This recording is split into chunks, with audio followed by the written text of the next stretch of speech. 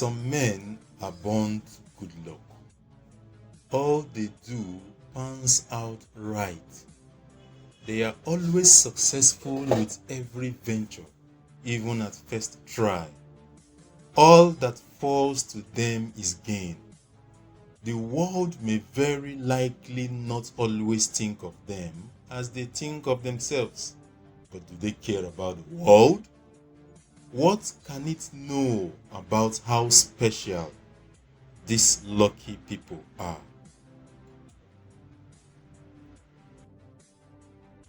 Say after me, pan out.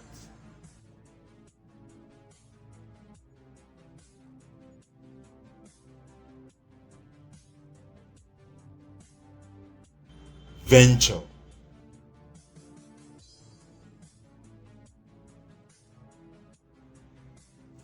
There was a young man named Rowan.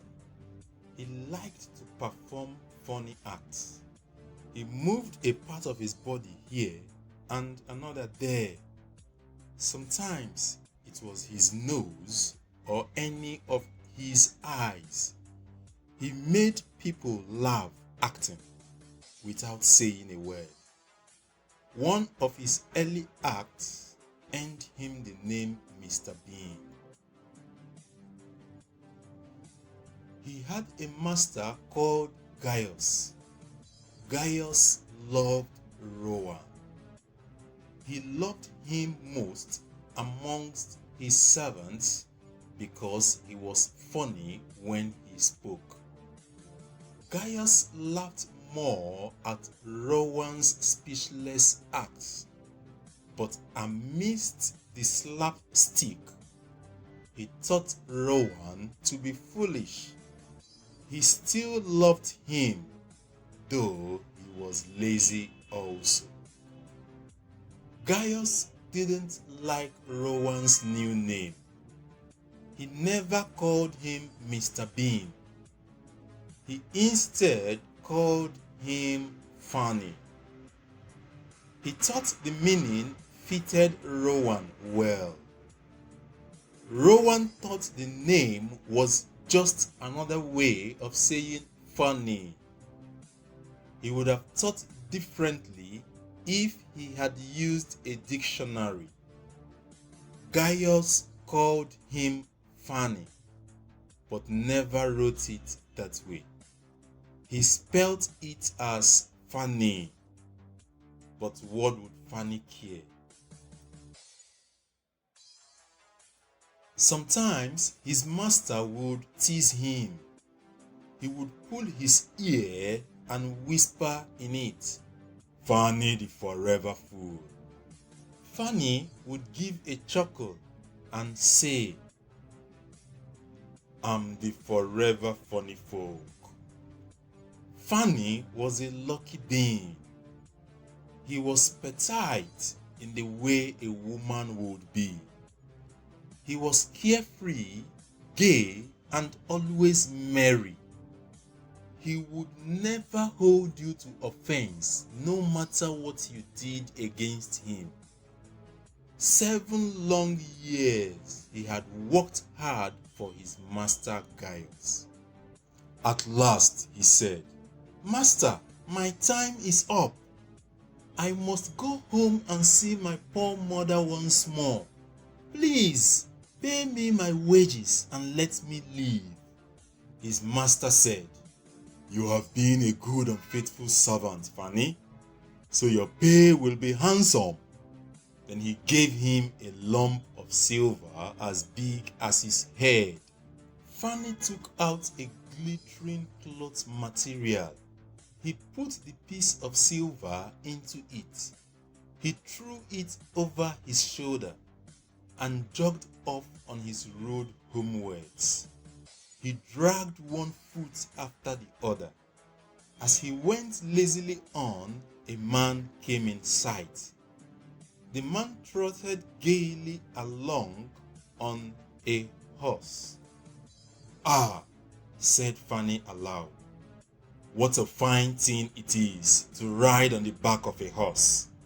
Lucky man sits as easy and happy as if he were at home in the chair by his fireside. He trips against no stones and saves shoe leather. He gets on smoothly in a way he hardly knows how. Fanny spoke loud enough for the horseman to hear. The horseman afterwards replied, "Well, friend, why do you go on foot then?" "Ah," said Fanny, "I have this load to carry. If you need to know, it is solid silver. It is so heavy that I can't hold up my head. You need to know that it hurts my shoulder sadly." "What do you say of making an exchange?" asked the horseman. "I will give you my horse, and you shall give me the silver. This will save you a great deal of trouble carrying such a heavy load about with you." "With all my heart," said Fanny. "As you are so kind to me, I must tell you one thing. You will tear yourself out drawing that silver about with you." The horseman got off, took the silver, helped Fanny up, gave him the bridle into one hand and the whip into the other, and said, "When you want to go very fast, smack your lips loudly together and cry, 'Jeep!'" Fanny was delighted as he sat on the horse. He drew himself up, squared his elbows, turned out his toes, cracked his whip, and rode merrily off. 1 minute whistling a merry tune, and another singing. Say after me. Trot. Smack. No care and no sorrow, a fig for the morrow. We will laugh and be merry, sing nay down there. After a time, he thought he should like to go a little faster. So he smacked his lips and cried, "Jeep!" The horse went away full gallop, and before Fanny knew what was happening, he was thrown off and lay on his back by the roadside. His horse would have run off if a shepherd who was coming by, driving a cow, had not stopped it. Fanny soon came to himself. He got upon his legs again, terribly angry. He said to the shepherd, "Riding this is no joke. When a man is lucky to get upon a beast like this, it stumbles and flings him off, as if it aims to break his neck. However, I'm off now once and for all.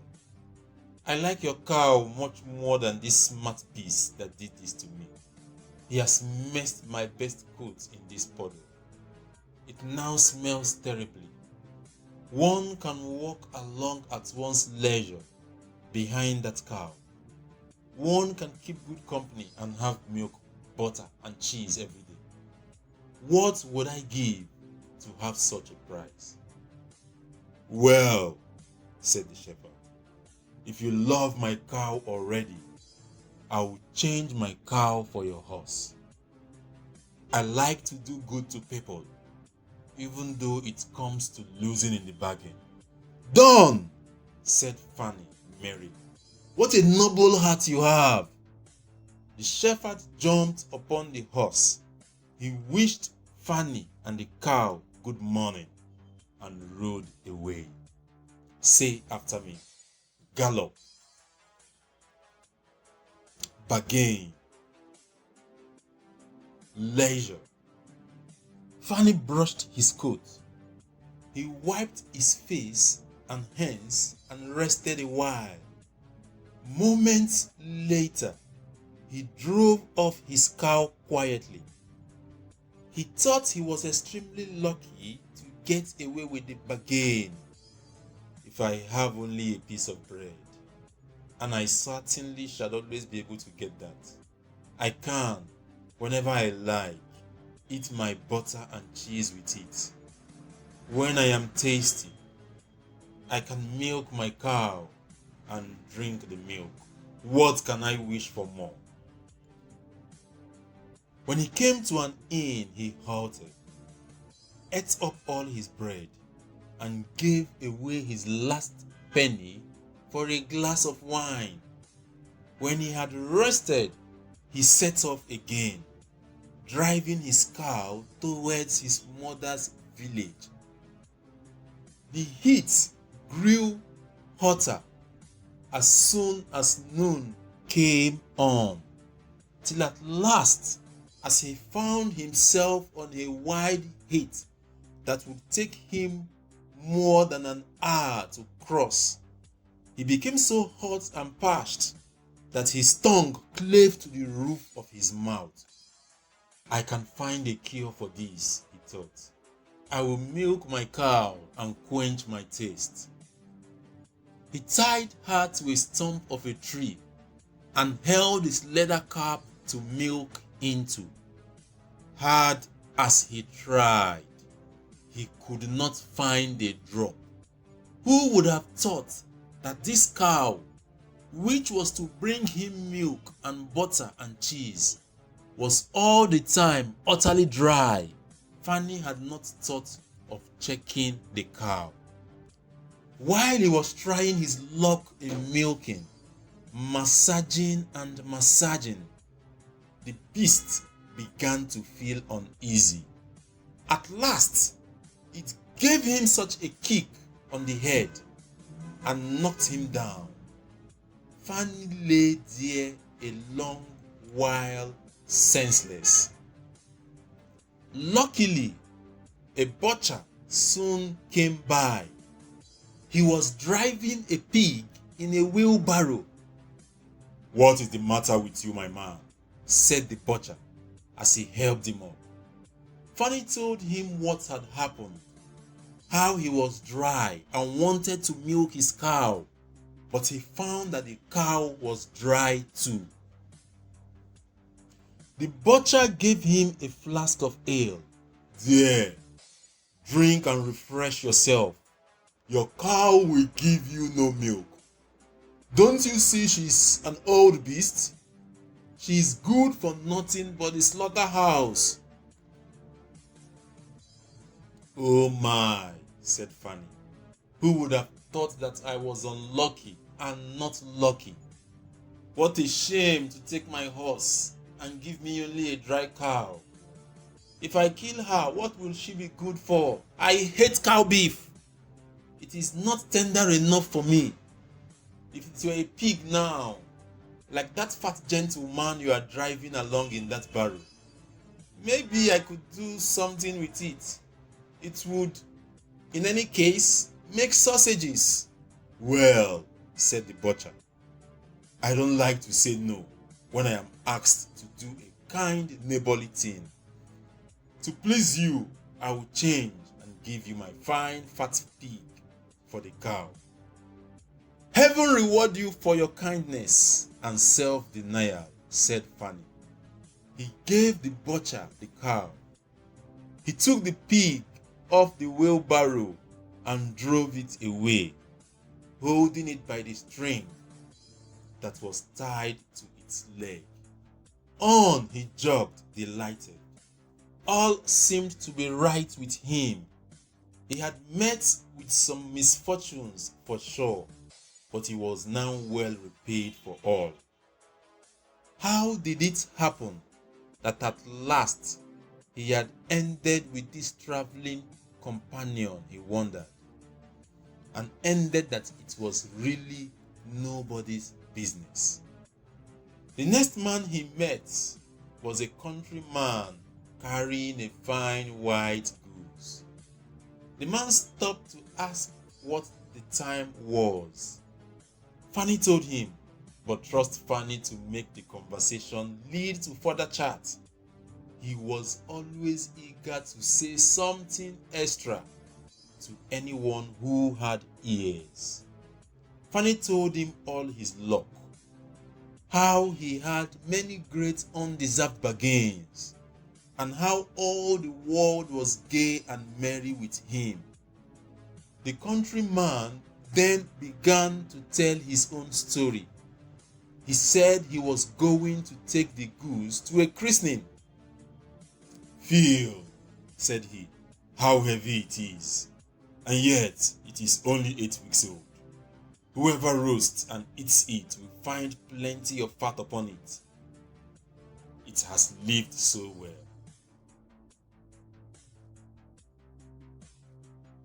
Say after me: quench, stomp, trifle. "You are right," said Fanny, as he weighed it in his hand. "If you talk of fat, my pig is a trifle." Meantime, the countryman began to look grave. He shook his head. "Wow," said he, "my worthy friend, you seem to be a good fellow. I can't help doing you a kind turn. Your pig may get you into some trouble. In the village I just came from, the squire has had a pig stolen from his stall. I was dreadfully afraid when I saw you. I thought that you had got the squire's pig. If you have and they catch you, it will be a bad day for you. The least they will do will be to throw you into the horse pond. Can you swim?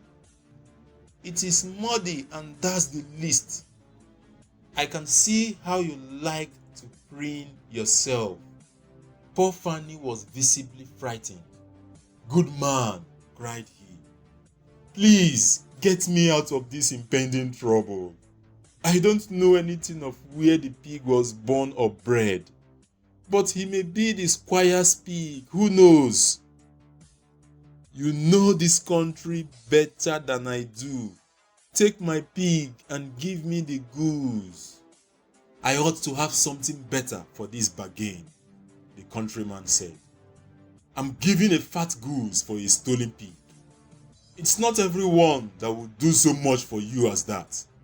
However, I will be compassionate with you, as you are in trouble." He took the string in his hand and drove up the pig by a side path, while Fanny went on the way homewards, free from care.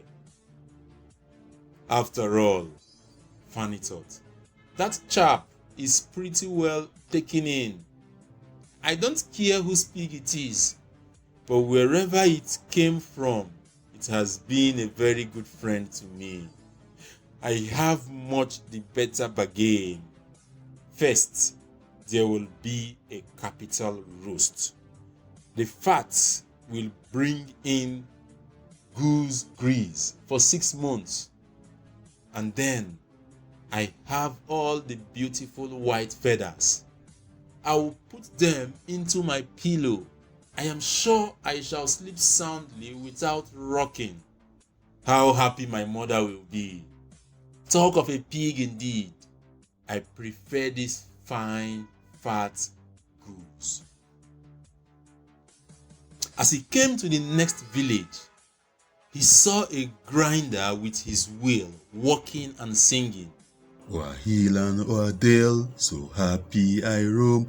Walk light and live well, the entire world is my home. Then who's so blithe as merry as I? Then who's so blithe as merry as I?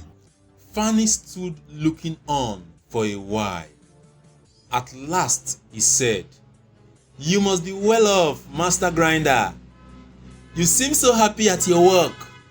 "Yes, mine is a golden trade.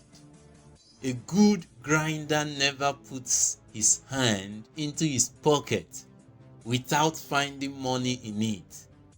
But where did you get that beautiful goose?" "I did not buy it. I gave a pig for it." "Where did you get the pig?" "I gave a cow for it." "And the cow?" "I gave a horse for it." "The horse?" I gave a lump of silver as big as my head for it. And the silver, oh, I worked hard for that for 7 long years. You have fared well in the world, said the grinder. If you could find money in your pocket, whenever you put your hand in it, your fortune would be made. Very true. But how is that possible? How? Why? You must turn a grinder like myself. You only need a grindstone, and the rest will come by itself. Here is one that is great, only that it has but a little wear. I would not ask more than the value of your goods for it. Surely you will buy, right? How can you ask? I would be the happiest man in the world if I could have money whenever I put my hand in my pocket. What could I want more? Here is the goose. Now, said the grinder, as he gave him a common rough stone that lay by his side. This is a very important stone. Work it well enough and you can make an old nail cut with it. Fanny took the stone. He went his way with a light heart. His eyes sparkled for joy. He said to himself, surely I must have been born in a lucky hour. Everything I want or wish comes of itself easily. People are so kind. They seem to think that I am doing them a favor in letting them make me rich and giving me good bargains. In a little while, he became tired and hungry too. He had given away his last penny in his joy at getting the cow. At last, he could go no further. The stone wearied him like the silver as big as his head had done. He dragged himself to the side of a river to take a drink of water and rest a while. He laid the stone carefully by his side on the bank. As he stooped down to drink, he forgot it, pushed it a little, and down it rolled plump into the stream. He watched the stone sink in the deep clear water for a while, and then he sprang up and danced for joy. For a change, he fell upon his knees and thanked heaven with tears in his eyes for its kindness in taking away his only plague, the ugly heavy stone. How happy am I? Nobody was ever so lucky. Free from all his troubles, he got up with a light heart and walked on till he reached his mother's house. After a warm embrace, he told her how very easy the road to good luck had been. But if you've not subscribed, just click on the subscribe button. You have a bell by the side there. Click on the bell so that you will be notified anytime we have a new video coming up.